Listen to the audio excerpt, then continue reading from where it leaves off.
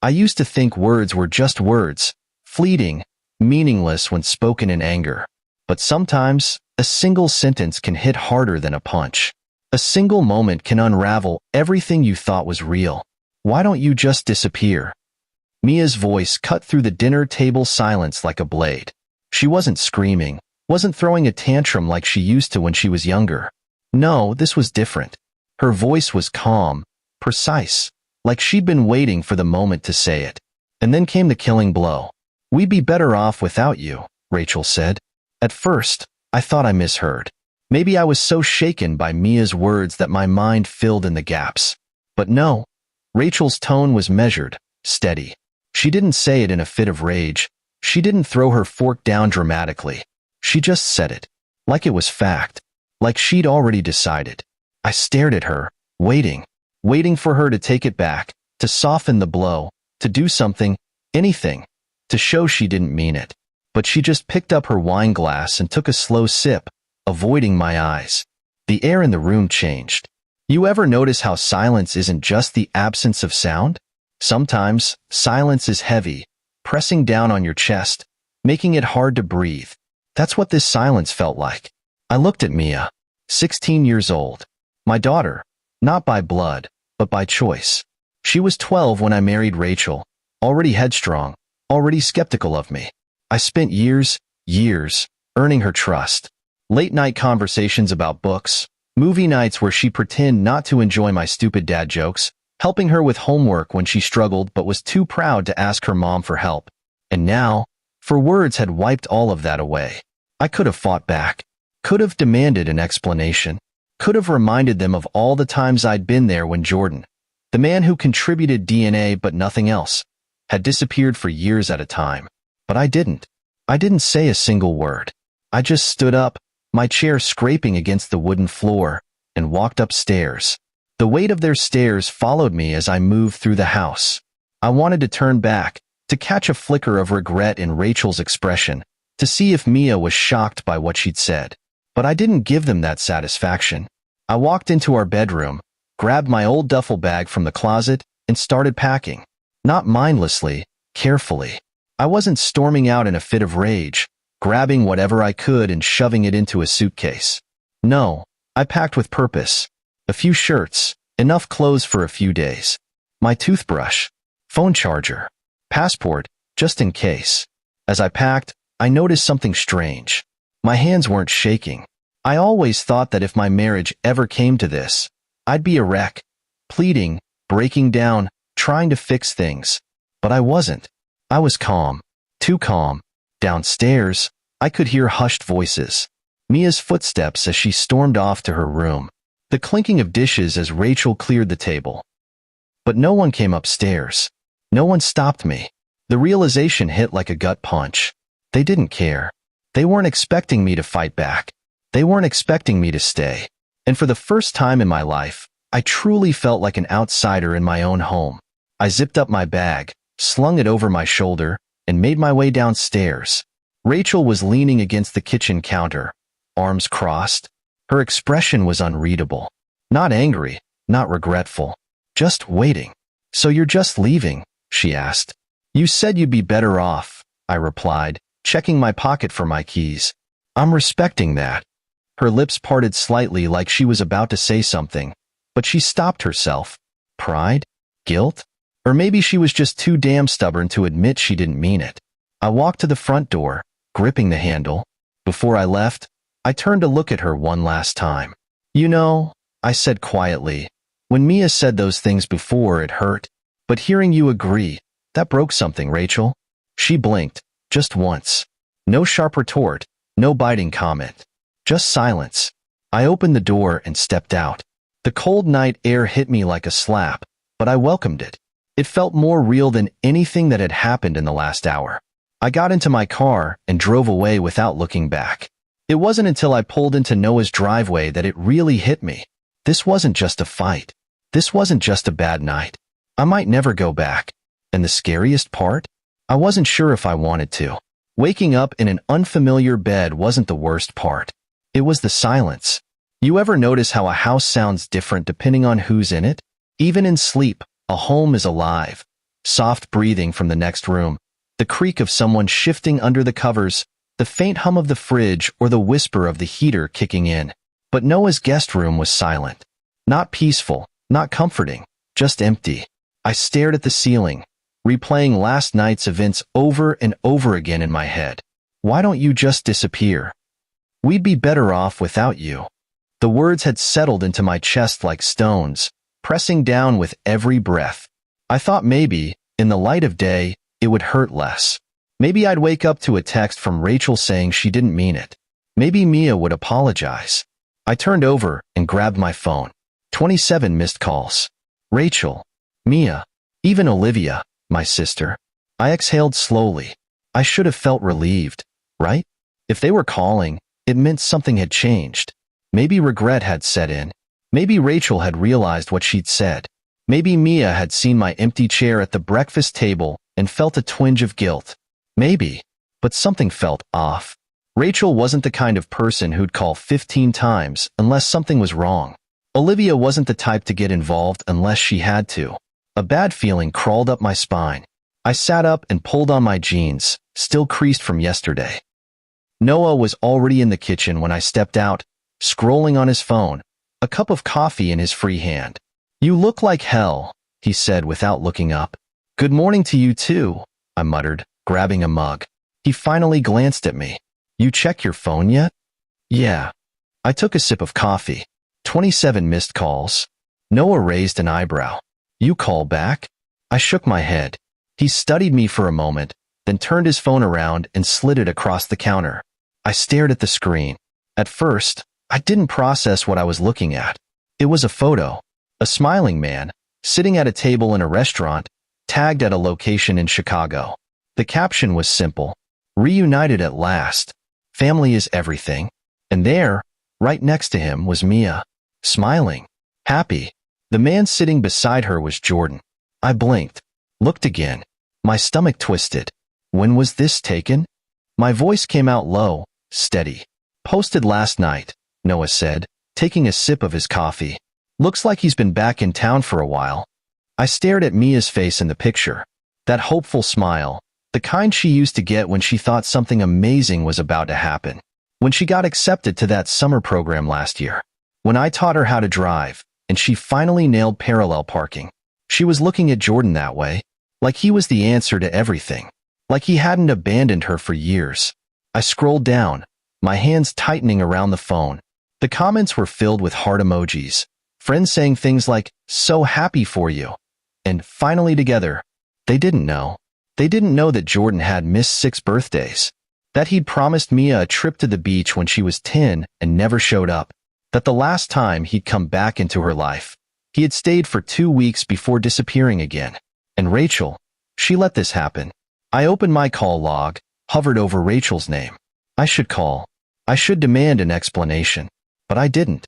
Instead, I did something I hadn't done in months. I checked Mia's Instagram. Her latest post was a selfie with Jordan. The caption? "Real family time." I inhaled sharply. My grip tightened on the phone. Real family. I wasn't in any of her photos. I scrolled further, past old posts, past birthday pictures, past vacation photos. It took me too long to realize what was wrong. I wasn't in any of them. Not one. Even photos I knew I had been in. The trip to Yellowstone last summer, Christmas morning by the tree, her 16th birthday party. I was gone. Not just untagged. Removed. A hollow feeling settled in my chest. This wasn't just about last night. This wasn't anger. This wasn't rebellion. This was erasure. I set the phone down carefully. My coffee had gone cold. I pushed it aside. Noah must have seen something in my face because his expression shifted. "You okay?" I exhaled, slow, measured. "No." He nodded like he expected that. "You gonna call her?" Rachel's name was still on my screen. I stared at it. Then I looked back at Mia's Instagram. Real family time. I made a decision. I slid the phone back across the counter and stood up. "I'm going home," I said. Noah didn't try to stop me. Because this time, I wasn't going back for them. I was going back to see what was left of me. The drive home was quieter than I expected. No radio. No traffic noise that I paid attention to. Just the sound of my thoughts, circling the same realization over and over again. I had been erased. Not just forgotten, not just ignored. Erased. Mia hadn't just stopped talking to me. She had rewritten history. The vacations, the birthdays, the moments we shared, gone. And Rachel had allowed it. The closer I got to the house, the tighter the knot in my stomach became. I didn't know what I was walking into. Were they waiting for me? Had Mia even noticed I was gone? Did Rachel regret anything? Or was she already imagining a life where I didn't exist? I pulled into the driveway, staring at the house I had called home for years. Nothing looked different from the outside. The lawn was still neatly trimmed. The lights were still on. If a stranger had passed by, they wouldn't have guessed that the man inside had been told he was disposable less than 24 hours ago. I stepped out of the car, pocketed my keys, and made my way up the porch. My fingers hesitated on the door handle. I wasn't coming back to beg.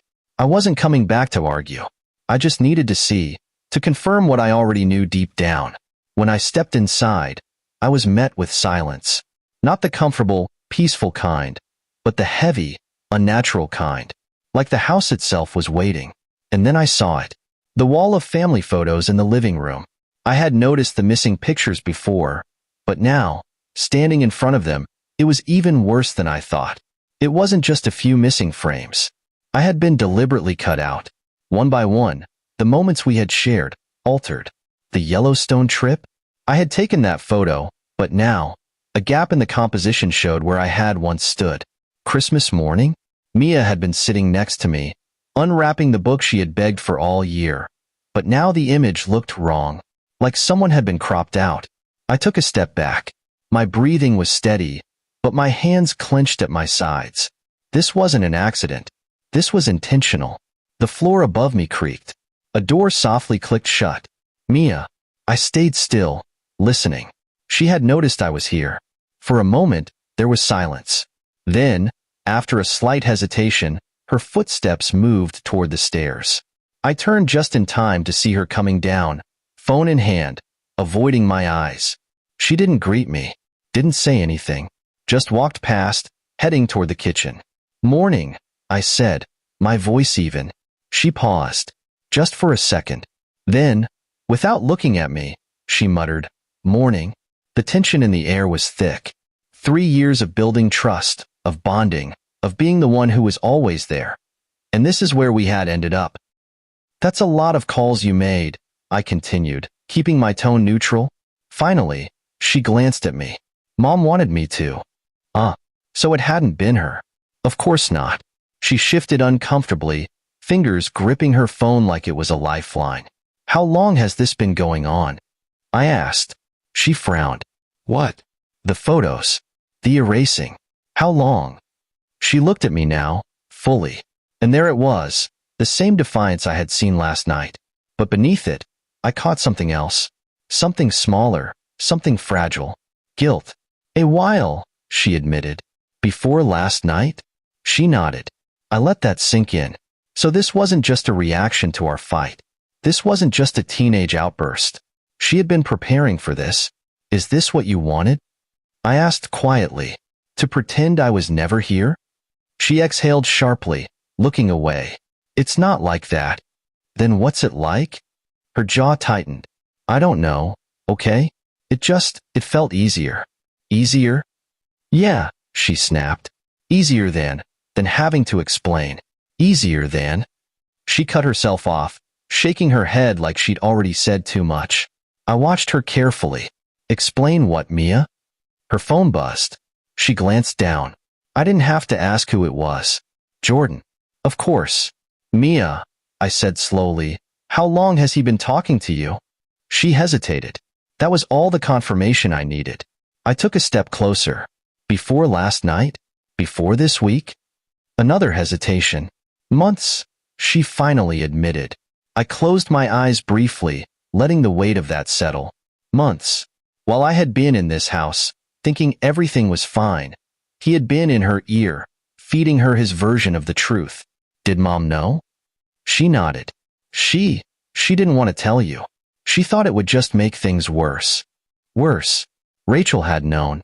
She had known Jordan was back, that he was talking to Mia, filling her head with whatever lies he had convinced himself of, and she had let it happen. Did he tell you to do it? I asked, voice steady. Erase me? Mia's lips parted slightly. That flicker of guilt flashed again. She didn't answer. She didn't need to. I nodded slowly, stepping back. Got it. Mia shifted uncomfortably. It's not. I raised a hand. You don't have to explain. I turned away, heading toward the door. I had heard enough. Because now I knew the truth. This wasn't just about her being mad at me. This wasn't just about teenage rebellion. This was Jordan's influence. And Rachel had let it happen. As I walked out of the house, I knew one thing for certain. This wasn't over. I didn't drive far. I couldn't. I pulled into an empty parking lot outside a closed cafe, gripping the steering wheel so tightly my knuckles turned white. The anger that had been simmering since last night was boiling over, but it wasn't just anger. It was something worse. Betrayal. Mia had been talking to Jordan for months. Rachel had known, and neither of them had told me. I pressed my forehead against the steering wheel, taking slow, measured breaths. I wasn't going to break down. I wasn't going to lose control. I needed to think. My phone buzzed against the passenger seat. I didn't have to look to know who it was. I let it ring. I let the silence stretch. Then I picked it up. 27 missed calls yesterday. Another 8 this morning. Rachel, Mia, Olivia, and now, a number I didn't recognize. I hesitated, then answered. Hello? Mr. Carter? The voice was unfamiliar, professional. A woman.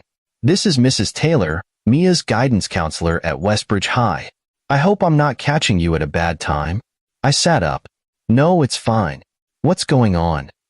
A pause. A measured inhale. I wanted to reach out because I've noticed some recent changes in Mia's academic plans that concern me. My grip on the phone tightened.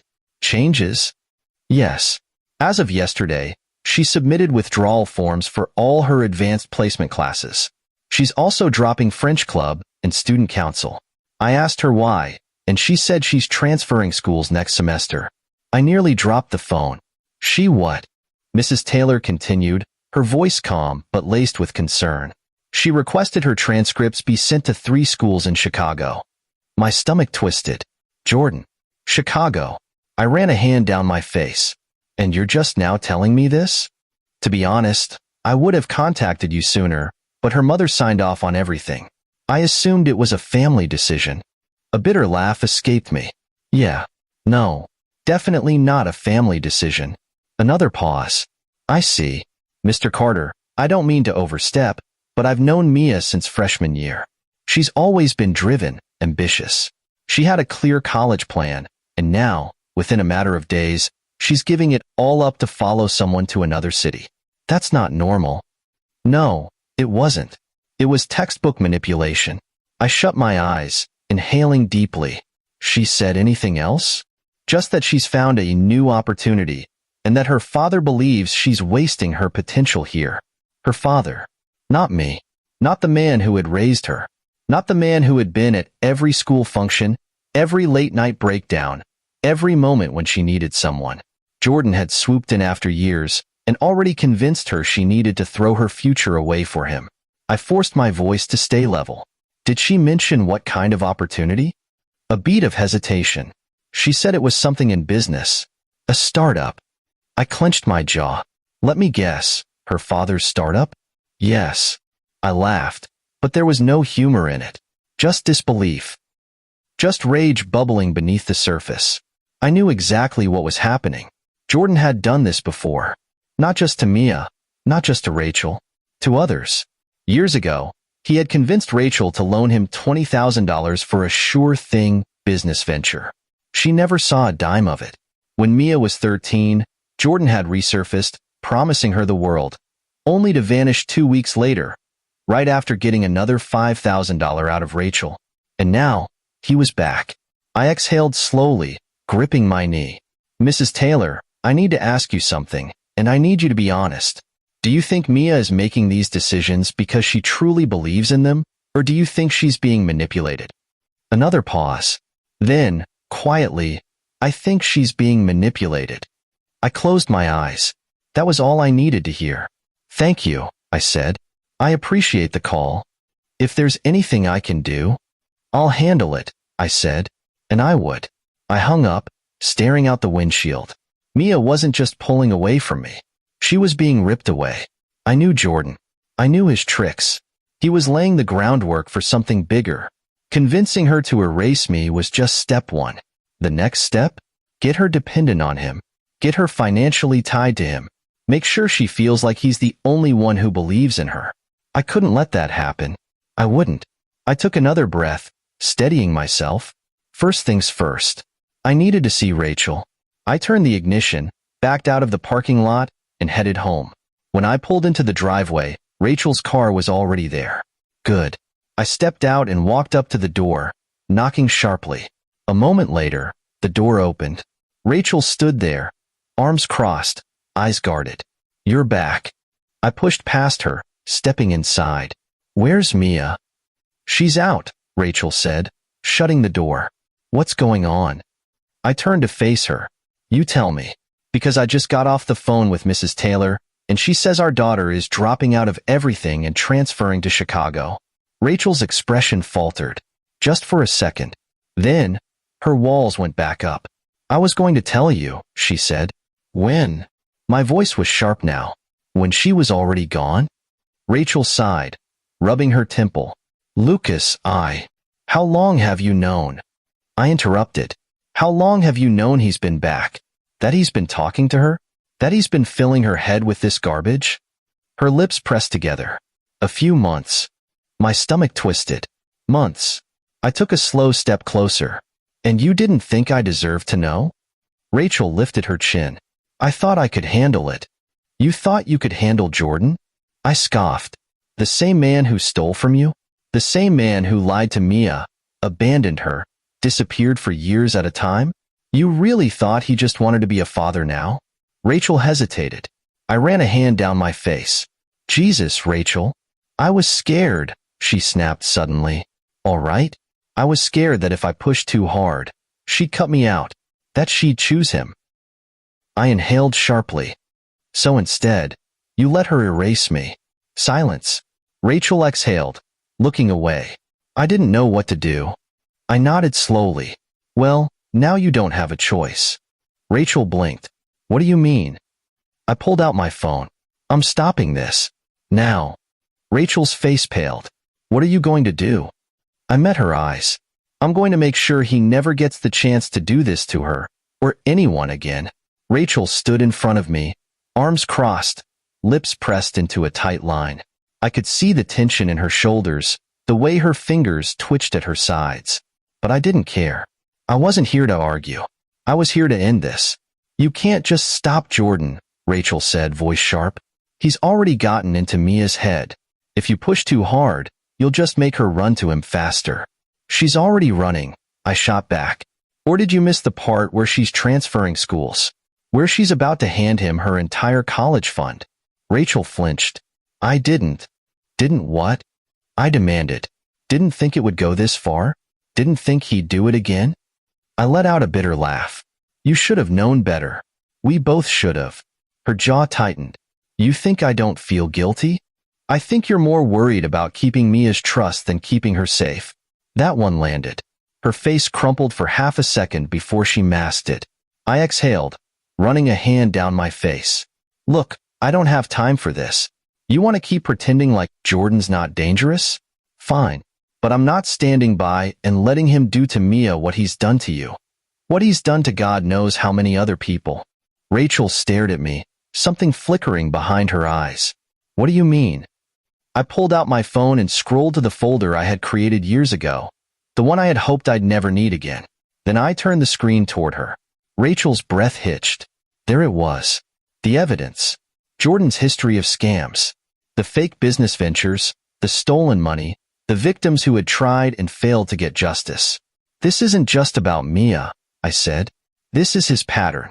He finds people, gains their trust, makes them believe in him, and then he drains them dry and moves on to the next target.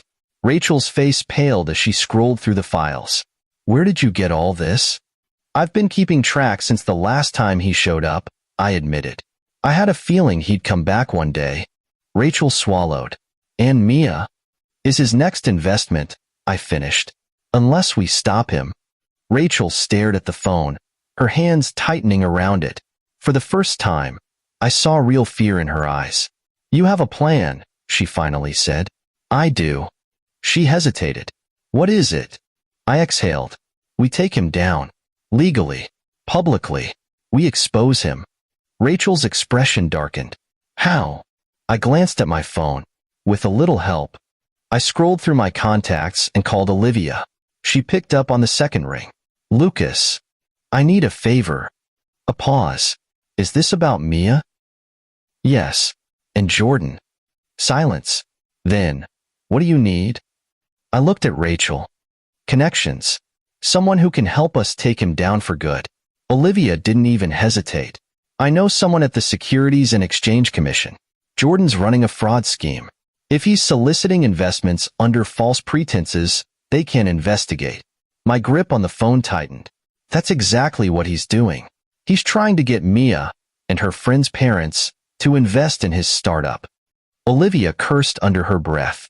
All right, I'll make some calls. Send me everything you have. Already on it. We hung up, and I turned back to Rachel. Step 1. Get the SEC involved. Step 2. Get the police involved. Step 3? I smiled coldly. Set a trap? Rachel exhaled. You want to bait him? Exactly. She looked uncertain. Lucas, if we do this, Mia's going to hate us. For a while? Probably. I met her eyes. But I'd rather she hate me for stopping him than resent me for letting him ruin her life. Rachel looked away. She won't forgive me. She will, I said. Eventually.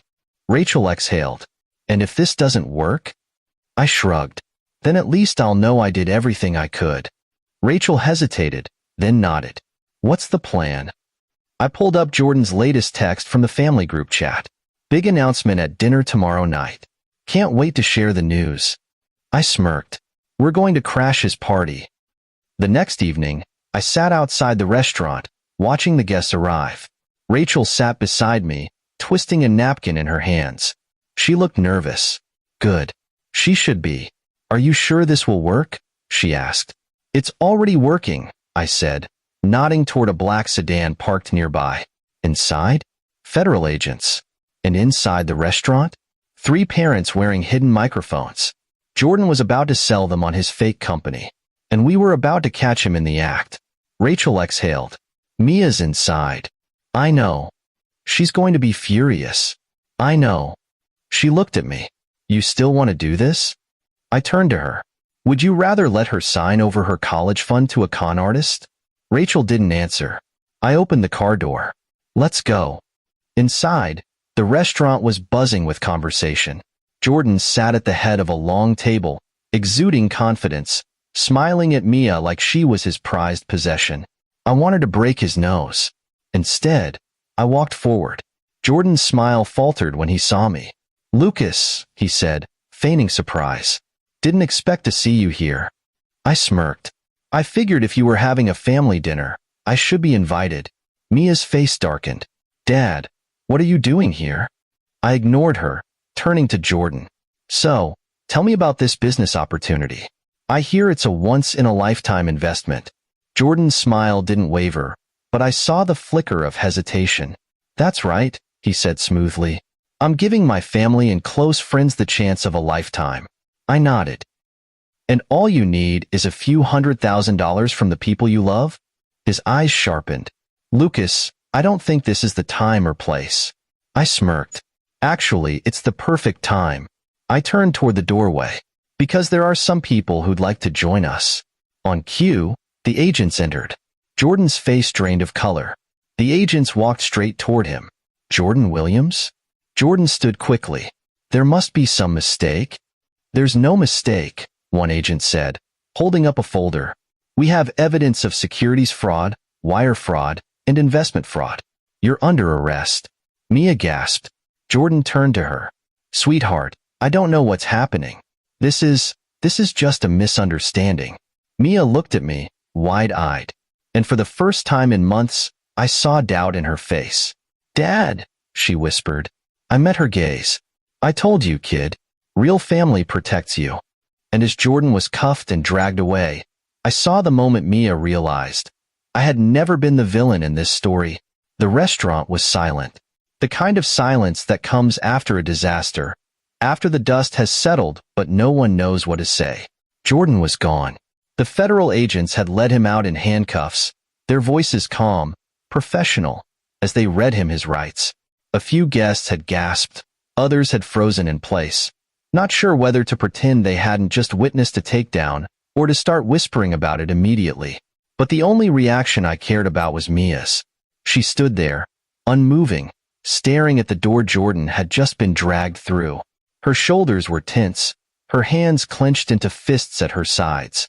I could see it happening in real time, the shattering of the illusion. I took a careful step toward her. Mia, don't, she snapped. Her voice was sharp, but it wavered, just enough to tell me she was trying to hold herself together. She turned slowly, her eyes blazing, but beneath the anger, I saw something else. Betrayal. You set him up, she said. I held her gaze. I protected you. Protected me? Her voice rose slightly, sharp enough that a few lingering guests looked over before awkwardly turning away. You ambushed him. You got him arrested. I exhaled. Mia, listen to me. Jordan wasn't who you thought he was. He was.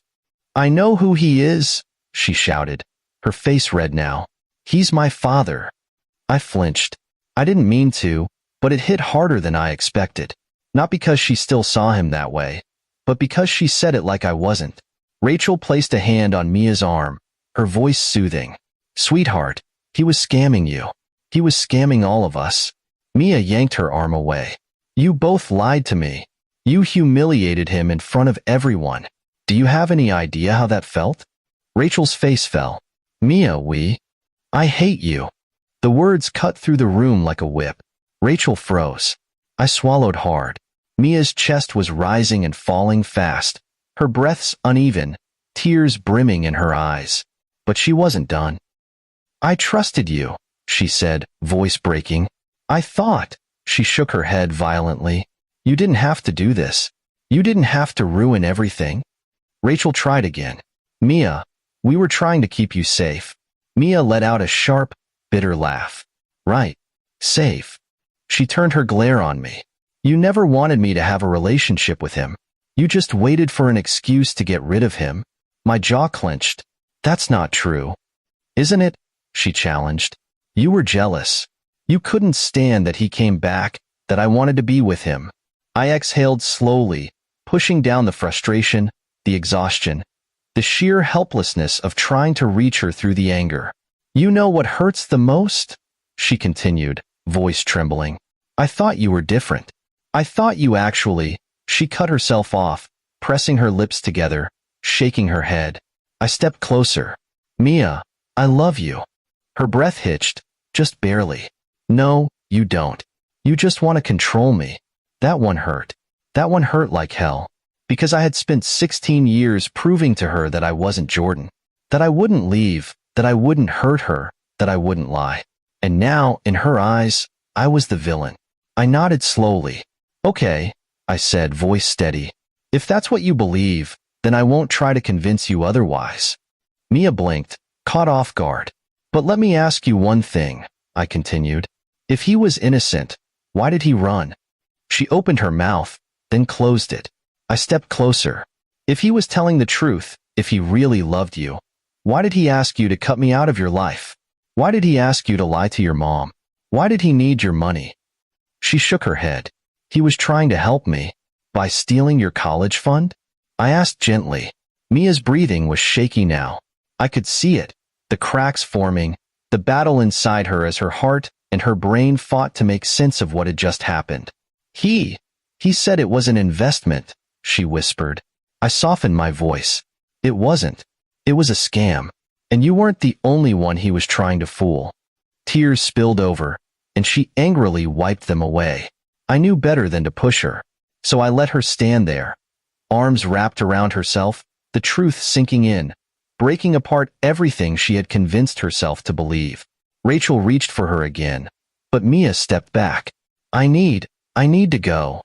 Rachel looked at me, silently asking what to do. I shook my head. Let her. Mia turned and walked out of the restaurant, shoulders stiff, head down. Rachel hesitated, then exhaled. She hates us. I shook my head. She doesn't. Rachel looked at me. She just said it to our faces. I met her eyes. She's hurting. She's confused. She's mad. I exhaled. But she doesn't hate us. Rachel's expression wavered. How do you know? Because deep down, she knows the truth. Rachel swallowed. And now? I stared at the door Mia had just walked through, feeling the weight of everything that had happened, of everything that was still ahead. Now, I said quietly, we wait. Waiting. That was the hardest part. I had spent months watching Mia slip away, and now, after everything, after exposing Jordan, after watching her break right in front of me, I had no choice but to wait. It had been 3 days since the restaurant. 3 days since she had stormed out, since she had looked at me like I was the one who had betrayed her, since she had walked away without turning back. And in those 3 days, nothing. No calls. No texts. Silence. Rachel was struggling with it in her own way.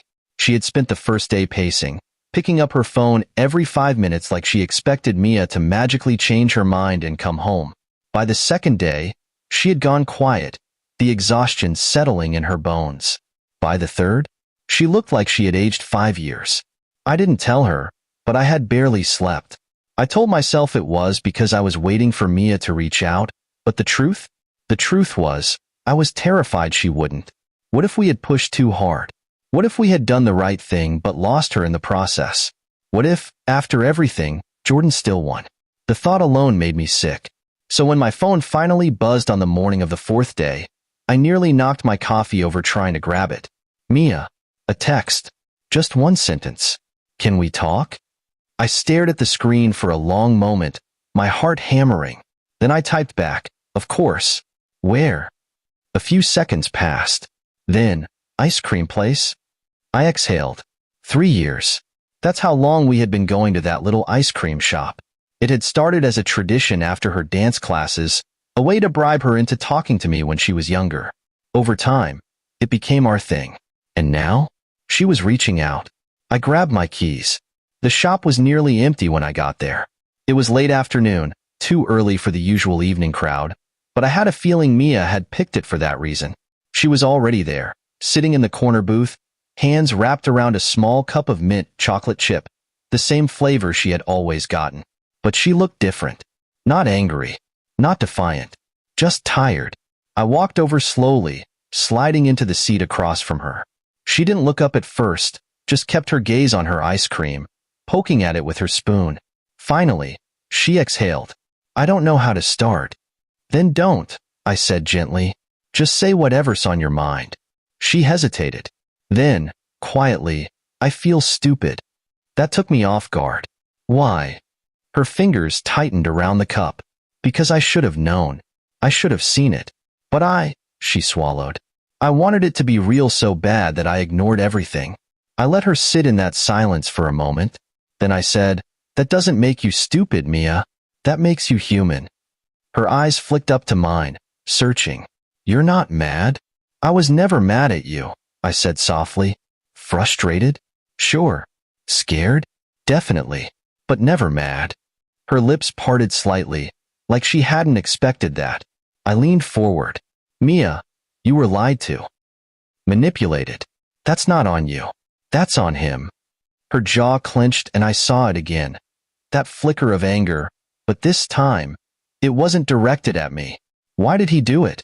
She asked. I sighed. Because that's who he is. He takes. He convinces people to give up everything for him, and then he disappears. It's what he's always done. She exhaled, rubbing her temple. I feel so stupid for believing him. You believed him because you wanted to, I said. And that's okay. We all want to believe that people can change. But the important thing isn't that you believed him. It's that now, you see the truth. She let that sit for a while. Then, barely above a whisper, she asked, why didn't you fight me harder? I frowned. What do you mean? When I was pulling away, When I erased you from the photos. When I said, she swallowed hard. When I said all those things. Why didn't you stop me? I studied her carefully. Would it have worked? She blinked. I shook my head. You weren't ready to hear the truth yet. If I had pushed harder, you would have just run faster. Her throat bobbed. But I never gave up on you, Mia, I added. Not for a second. She inhaled sharply, her grip on the spoon tightening. I said I hated you. I nodded. You did. She looked away, guilt flickering across her face. I didn't mean it. I know. Finally, her shoulders sagged, the weight she had been carrying for weeks crashing down. I'm sorry, she whispered. I reached across the table, covering her hand with mine. I know. She sniffed, wiping her nose. You're supposed to say, it's okay. I smiled gently. No, it's not okay. But it will be. She let out a breathy laugh, shaking her head. God, you're such a dad. I chuckled. You're just realizing that now? She rolled her eyes but didn't pull her hand away. Mom's been freaking out, she admitted. I figured. She thought I wasn't coming home. I met her gaze. Are you? She hesitated, then nodded. Yeah. I exhaled, relief washing over me. But Mia wasn't done. One condition, she said. I raised an eyebrow. Oh. She took a deep breath. I want to help. I frowned. Help with what? She looked me straight in the eye. I want to make sure he never does this to anyone else. I blinked. Mia. No, she said firmly. He used me. He used my friends. He almost stole my future. And I let him. Her hands clenched into fists. I don't want to just move on like it never happened. I want to do something about it. I studied her carefully, pride swelling in my chest. She wasn't just healing. She was fighting back. And I wasn't going to stop her. I nodded. Okay. She exhaled in relief. Okay. I glanced at her melted ice cream. You gonna eat that? She snorted. It's basically soup now. I grinned. Another round? She hesitated, then smiled. Yeah, let's do it. We stood up, walking toward the counter. And for the first time in months, Mia walked beside me. Not as someone trying to escape, but as someone ready to rebuild. Healing isn't a straight line. It's messy, unpredictable. Some days, it feels like progress. Other days, it feels like you're right back where you started. But today felt like progress. Mia had come home. Rachel and I had been sitting in the living room when we heard the front door unlock. The sound was so normal, so routine, that for a second, neither of us reacted. But then I saw Rachel freeze, her hands tightening around the throw pillow on her lap. I turned just in time to see Mia step inside. She wasn't carrying a suitcase, wasn't making a dramatic entrance. She just walked in, like she had done 1,000 times before. Rachel shot up from the couch. Mia? Mia hesitated in the doorway. Yeah, it's me. For a long, painful moment, Rachel didn't move. Like she wasn't sure if this was real, or if one wrong word would make Mia walk right back out. Then, she took a careful step forward. Are you? Yeah, Mia cut in. I'm staying. Rachel's breath hitched. I saw her throat bob as she swallowed the emotions threatening to spill over. Oh, sweetheart. Before she could finish, Mia crossed the room and hugged her. Rachel collapsed into the hug, wrapping her arms around Mia like she was afraid to let go. I sat back, watching them, letting them have this moment. Then Mia turned to me. She didn't rush toward me the way she had with Rachel, but she didn't hesitate, either. She just looked at me for a long second, then nodded. I meant what I said at the ice cream shop, she murmured. I nodded back. I know. And just like that, the weight I had been carrying for weeks finally started to lift. She was home. The next few days felt lighter. Mia wasn't avoiding us anymore. She didn't immediately go to her room and shut the door. She was still quiet, still processing everything, but she was here. She asked Rachel for help with her history project. She sat next to me on the couch and stole my popcorn during a movie. She stayed at the dinner table instead of rushing off after eating. Small things. Huge things. Then, one night, she knocked on my office door. I looked up from my laptop. Hey, kid. She stepped inside, holding a manila envelope. "I found this in my room," she said, placing it on my desk. "Jordan asked me to mail it last week." I frowned, picking it up. "What is it?" "Investment paperwork. For his startup." I flipped through the documents, my stomach twisting. Sure enough, it was exactly what I thought it was. A contract for an initial investment of $50,000. "Mia," I said slowly, "were you actually going to sign this?" She shifted uncomfortably. I thought about it. I wanted to prove I believed in him. I exhaled sharply. "And now?" She met my gaze. "I want to add it to the evidence file." I studied her. "You sure?" "Yeah." She squared her shoulders. "I want to be the one to hand it over." A slow smile tugged at the corner of my mouth. "All right." I reached for my phone. "Tomorrow morning, we deliver it together." The next morning, we walked into the district attorney's office. Mia had been quiet in the car, but now, as we stood in the hallway, I could see her nerves creeping in. She was gripping the envelope tightly, her fingers twitching slightly. I nudged her. "You okay?" She nodded quickly. "Yeah, just it's weird." "What is?" She exhaled. "I spent so long thinking he was the one person who really saw me, who believed in me. And now, I'm helping put him away." I nodded. "That's not easy." She let out a soft laugh. "No, it's really not." I glanced at her hands. "You don't have to do this if you're not ready." She tightened her grip on the envelope. "I am." Before I could say anything else, the door opened, and a woman in a navy blue suit stepped out. "Mr. Carter?" "Mia." Mia straightened. "That's us." The woman smiled. "I'm Assistant District Attorney Wells. Come on in." The meeting didn't take long. Mia handed over the documents. She answered their questions. She told them everything she had heard Jordan say, every promise he had made, every lie he had fed her. She didn't hesitate. And when we left the office, stepping out into the cool morning air, she let out a deep breath and smiled. I raised an eyebrow. That a relief smile or a nervous smile? "A little of both," she admitted. I grinned. "Proud of you, kid." She smirked. "You gonna start saying kiddo next?" "Absolutely not," I said. "You'd disown me." She laughed, really laughed. And God, I had missed that sound. Then she nudged me. "Ice cream?" I blinked. "At 10 in the morning?" She grinned. "Breakfast of champions." I shook my head, chuckling. "Let's do it." And as we walked down the sidewalk, heading toward our favorite shop, I realized something. This wasn't just healing. This was rebuilding. Mia had made a choice. She had chosen the truth. She had chosen to fight back. And most importantly, she had chosen me.